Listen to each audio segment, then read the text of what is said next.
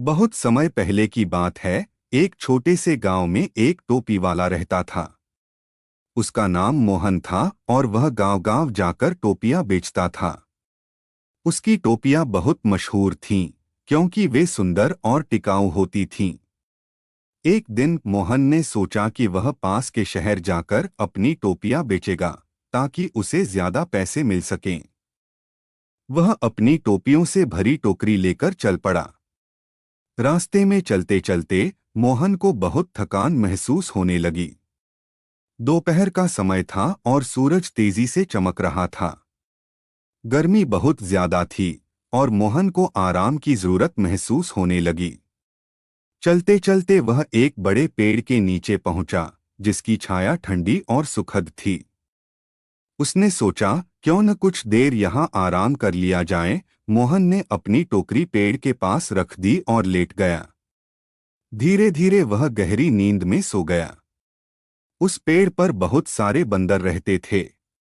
जब बंदरों ने मोहन को सोते हुए देखा, तो वे उसकी टोकरी की ओर आकर्षित हो गए। उन्हें टोकरी में रखी रंग-बिरंगी टोपियां बहुत पसंद आईं। बंदरों को खेलने के लिए कुछ नया चाहिए था, इसलिए वे धीरे धीरे पेड़ से उतरे और टोपियां उठाकर पहन लीं। कुछ ही देर में सारे बंदर टोपियां पहनकर इधर-उधर उछल-कूद करने लगे। थोड़ी देर बाद मोहन की नींद खुली। उसने देखा कि उसकी सारी टोपियां गायब थीं। वह बहुत घबराया और चारों ओर देखने लगा। तभी उसने ऊपर पेड़ की तरफ देखा और यह देखकर उसकी आंखें फटी की फटी रह गईं। सारे बंदर टोपियां पहनकर पेड़ पर बैठे थे और मजे से खेल रहे थे। मोहन को समझ नहीं आ रहा था कि वह क्या करे। उसने सोचा कि वह कैसे अपनी टोपियां वापस ले सकता है। पहले तो उसने बंदरों को चिल्लाकर डराने की कोशिश की, लेकिन बंदर और ज्यादा शरारत करने लगे। वे मोहन की नकल उतारने लगे और जोर-जोर से चिल्लाने लगे। मोहन ने हाथ उठाकर उन्हें डराने की कोशिश की, लेकिन बंदरों ने भी उसके जैसा ही किया और वे भी हाथ उठाने लगे। मोहन अचानक मुस्कुराया।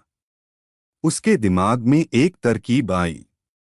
उसने सुना था कि बंदर इंसानों की नकल करते हैं।